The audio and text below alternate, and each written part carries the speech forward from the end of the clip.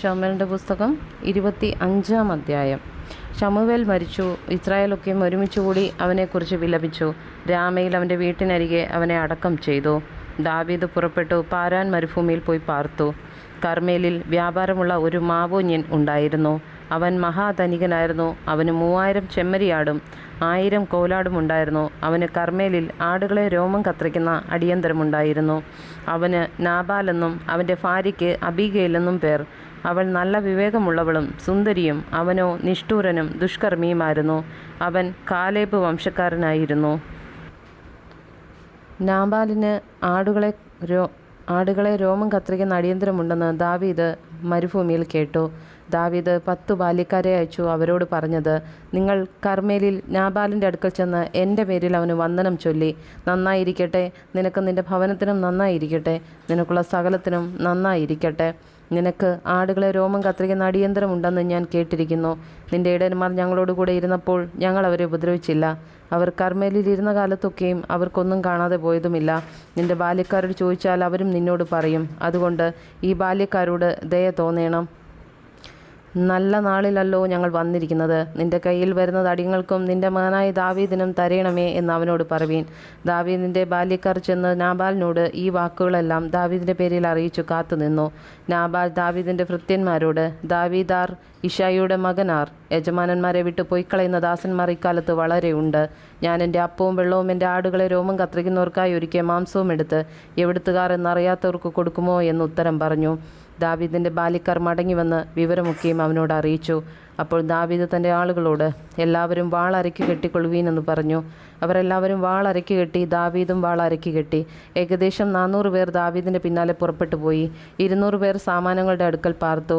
എന്നാൽ ബാല്യക്കാരിൽ ഒരുത്തൻ നാബാലിൻ്റെ ഭാര്യയായ അബീഗയിലിനോട് പറഞ്ഞത് എന്തെന്നാൽ, ദാവീദ് നമ്മുടെ യജമാനന് വന്ദനം ചൊല്ലുവാൻ മരുഭൂമിയിൽ നിന്ന് ദൂതന്മാരെ അയച്ചു. അവനോ അവരെ ശകാരിച്ച് അയച്ചു. എന്നാൽ ആ പുരുഷന്മാർ ഞങ്ങൾക്ക് ഏറ്റവും ഉപകാരമുള്ളവരായിരുന്നു. ഞങ്ങൾ വയലിൽ അവരുമായി സഹവാസം ചെയ്തിരുന്ന കാലത്തൊരിക്കലും അവർ ഞങ്ങളെ ഉപദ്രവിച്ചില്ല. ഞങ്ങൾക്കൊന്നും കാണാതെ പോയതുമില്ല. ഞങ്ങൾ ആടുകളെ മേയിച്ചുകൊണ്ട് അവരോടുകൂടെ ആയിരുന്നപ്പോഴൊക്കെയും രാവും പകലും അവർ ഞങ്ങൾക്കൊരു മതിലായിരുന്നു. ആകയാൽ ഇപ്പോൾ ചെയ്യേണ്ടുന്നത് എന്തെന്ന് ആലോചിച്ചു നോക്കണം. നമ്മുടെ യജമാനനും അവൻ്റെ സകല ഭവനത്തിനും ദോഷം നിർണയിച്ചു പോയിരിക്കുന്നു. അവനോ ദുർസ്വഭാവിയാകൊണ്ട് അവനോട് ആർക്കും ഒന്നും മിണ്ടിക്കൂടാ. ഉടനെ അബീഗയിൽ 200 അപ്പവും 2 തുരുത്തി വീഞ്ഞും പാകം ചെയ്ത 5 ആടും 5 പറ മലരും 100 ഉണക്കമുന്തിരിക്കുലയും 200 അത്തിയടയും എടുത്ത് കഴുതപ്പുറത്ത് കയറ്റി ബാല്യക്കാരോട്, നിങ്ങൾ എനിക്ക് മുമ്പായി പോകുവീൻ, ഞാനിതാ പിന്നാലെ വരുന്നു എന്ന് പറഞ്ഞു. തൻ്റെ ഭർത്താവായ നാബാലിനോട് അവൾ ഒന്നും അറിയിച്ചില്ലതാനും. അവൾ കഴുതപ്പുറത്ത് കയറി മലയുടെ മറവിൽ കൂടി ഇറങ്ങിച്ചെല്ലുമ്പോൾ ഇതാ ദാവീദും അവൻ്റെ ആളുകളും അവളുടെ നേരെ വരുന്നു. അവൾ അവരെ എതിരേറ്റു. എന്നാൽ ദാവീദ് മരുഭൂമിയിൽ അവൻ ഉണ്ടായിരുന്നതൊക്കെയും ഞാൻ വെറുതെയല്ലോ കാത്തത്. അവൻ്റെ വകയൊന്നും കാണാതെ പോയതുമില്ല. അവനോ നന്മയ്ക്ക് പകരം എനിക്ക് തിന്മ ചെയ്തു. അവനുള്ള സകലത്തിലും പുരുഷപ്രജയായ ഒന്നിനെയെങ്കിലും പുലരും വരെ ഞാൻ ജീവനോടെ വെച്ചേച്ചാൽ ദൈവം ദാവീദിൻ്റെ ശത്രുക്കൾക്ക് തക്കവണ്ണം അധികം ചെയ്യട്ടെ എന്ന് പറഞ്ഞിരുന്നു. അബീഗയിൽ ദാവീദിനെ കണ്ടപ്പോൾ ക്ഷണത്തിൽ കഴുതപ്പുറത്തുനിന്ന് ഇറങ്ങി ദാവീദിൻ്റെ മുമ്പിൽ സാഷ്ടാംഗം വീണ് നമസ്കരിച്ചു. അവൾ അവൻ്റെ കാൽക്കൽ വീണ് പറഞ്ഞത്, യജമാനനെ, കുറ്റം എൻ്റെ മേലിരിക്കട്ടെ. അടിയനൊന്ന് ബോധിപ്പിച്ചു കൊള്ളട്ടെ. അടിയൻ്റെ വാക്കുകളെ കേൾക്കണമേ. ദുർസ്വഭാവിയായ ഈ നാബാലിനെ യജമാനൻ ഗണ്യമാക്കരുതേ. അവൻ തൻ്റെ പേർ പോലെ തന്നെ ആകുന്നു. നാബാൽ എന്നല്ലോ അവൻ്റെ പേർ. പോഷത്വമത്രേ അവൻ്റെ പക്കലുള്ളത്. അടിയനോ യജമാനൻ അയച്ച ബാല്യക്കാരെ കണ്ടിരുന്നില്ല. ആകയാൽ യജമാനനെ യഹോവയാണോ നിന്നാണ് രക്തപാതകവും സ്വന്തം കൈയാൽ പ്രതികാരവും ചെയ്യാതവണ്ണം യഹോവ നിന്നെ തടുത്തിരിക്കുന്നു. നിന്റെ ശത്രുക്കളും യജമാനൻ്റെ ദോഷം വിചാരിക്കുന്നവരും നാബാലിനെ പോലെ ആകട്ടെ. ഇപ്പോൾ യജമാനൻ്റെ അടുക്കൽ അടിയൻ കൊണ്ടുവന്നിരിക്കുന്ന ഈ കാഴ്ച യജമാനൻ്റെ പരിചാരകരായ ബാല്യക്കാർക്ക് ഇരിക്കട്ടെ. അടിയൻ്റെ കുറ്റം ക്ഷമിക്കണമേ. യഹോവ യജമാനന് സ്ഥിരമായ ഒരു ഭവനം പണിയും. യഹോവയുടെ യുദ്ധങ്ങളെയല്ലോ യജമാനൻ നടത്തുന്നത്. ആയുഷ്കാലത്തൊരിക്കലും നിന്നിൽ ദോഷം കാണുകയില്ല. മനുഷ്യൻ നിന്നെ പിന്തുടർന്നു നിനക്ക് ജീവഹാനി വരുത്തുവാൻ എഴുന്നേറ്റാലും യജമാനൻ്റെ പ്രാണൻ നിന്റെ ദൈവമായ യഹോവയുടെ പക്കൽ ജീവഭാണ്ഡത്തിൽ കെട്ടപ്പെട്ടിരിക്കും. നിന്റെ ശത്രുക്കളുടെ പ്രാണങ്ങളെയോ അവൻ കവണയുടെ തടത്തിൽ നിന്നെന്ന പോലെ എറിഞ്ഞു കളയും.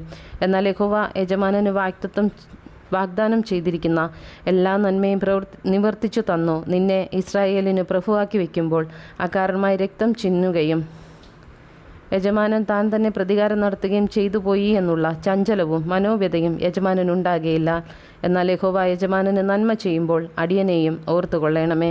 ദാവീദ് അബീഗയിലിനോട് പറഞ്ഞത്, എന്നെ എതിരേൽപ്പാൻ നിന്നെ ഇന്ന് അയച്ചിരിക്കുന്ന ഇസ്രായേലിൻ്റെ ദൈവമായ യഹോവയ്ക്ക് സ്തോത്രം.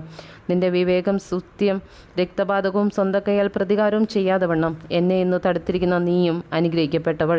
നിന്നോട് ദോഷം ചെയ്യാതെ വണ്ണം എന്നെ തടുത്തിരിക്കുന്ന ഇസ്രായേലിൻ്റെ ദൈവമായ യഹോവയാണോ നീ ബന്ധപ്പെട്ട് എന്നെ എതിരേറ്റു വരുന്നില്ലെങ്കിൽ നേരം പുലരുമ്പോഴേക്കും പുരുഷപ്രജയൊന്നും നാബാലിന് ശേഷിക്കയില്ലായിരുന്നു.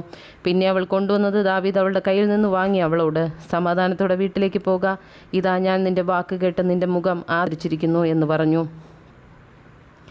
അബീഗയിൽ നാബാലിൻ്റെ അടുക്കലെത്തിയപ്പോൾ അവൻ തൻ്റെ വീട്ടിൽ രാജവിരുന്ന് പോലെ ഒരു വിരുന്ന് കഴിക്കുന്നത് കണ്ടു. നാബാലിൻ്റെ ഹൃദയം ആനന്ദത്തിലായി അവന് നന്നാ ലഹരി പിടിച്ചിരുന്നു. അതുകൊണ്ട് അവൾ നേരം വെളുക്കും വരെ വിവരമൊന്നും അവനെ അറിയിച്ചില്ല. എന്നാൽ രാവിലെ നാബാലിൻ്റെ വീഞ്ഞിറങ്ങിയ ശേഷം അവൻ്റെ ഭാര്യ അവനോട് വിവരം അറിയിച്ചപ്പോൾ അവൻ്റെ ഹൃദയം അവൻ്റെ ഉള്ളിൽ നിർജീവമായി അവൻ കല്ലിച്ചുപോയി. 10 ദിവസം കഴിഞ്ഞ ശേഷം യഹോവ നാബാലിനെ ദണ്ഡിപ്പിച്ചു, അവൻ മരിച്ചുപോയി. നാബാൽ മരിച്ചെന്ന് ദാവീദ് കേട്ടപ്പോൾ എന്നെ നിന്ദിച്ച് നിന്ദയ്ക്കായിട്ട് നാബാലിനോട് വ്യവഹരിക്കുകയും തൻ്റെ ദാസനെ തിന്മ ചെയ്യാതൊന്നും തടുക്കുകയും ചെയ്ത യഹോവയ്ക്ക് സ്തോത്രം.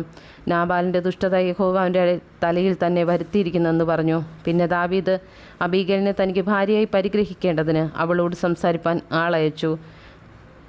ദാവീദിൻ്റെ ഭൃത്യമാർ കർമ്മേലിൽ അബീഗലിൻ്റെ അടുക്കൽ ചെന്ന് അവളോട്, നീ ദാവീദിന് ഭാര്യയായി തീരുവാൻ നിന്നെ കൊണ്ടു ചെല്ലേണ്ടതിന് ഞങ്ങളെ അവൻ നിൻ്റെ അടുക്കൽ അയച്ചിരിക്കുന്നെന്ന് പറഞ്ഞു. അവൾ എഴുന്നേറ്റ് നിലം വരെ തല കുനിച്ച്, ഇതാ അടിയൻ യജമാന ദാസന്മാരുടെ കാലുകളെ കഴുകുന്ന ദാസി എന്ന് പറഞ്ഞു.